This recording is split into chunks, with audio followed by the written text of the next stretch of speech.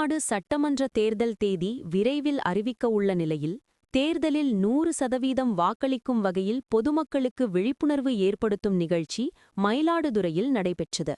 இதன் ஒரு பகுதியாக நான் நிச்சயம் வாக்களிப்பேன் என்ற வாசகத்துடன் கூடிய கையெழுத்து இயக்கத்தை மாவட்ட வருவாய் அலுவலர் திருமதி பூங்கொடி துவக்கி வைத்தார். தொடர்ந்து தருமபுரம் ஆதீன கலைக்கல்லூரி மாணவ மாணவிகள் 100க்கும் மேற்பட்டோர் பங்கேற்ற வாக்காளர் விழிப்புணர்வு பேரணியை அவர் மயிலாடுதுறை தாலுகா அலுவலகத்திலிருந்து துவக்கி வைத்தார்.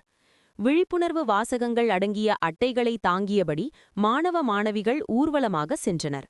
முன்னதாக தேர்தல் விழிப்புணர்வு குறித்த பேச்சுப் போட்டி, கட்டுரை போட்டிகளில் வெற்றி பெற்ற மாணவ மாணவிகளுக்கு பரிசுகள் வழங்கப்பட்டன.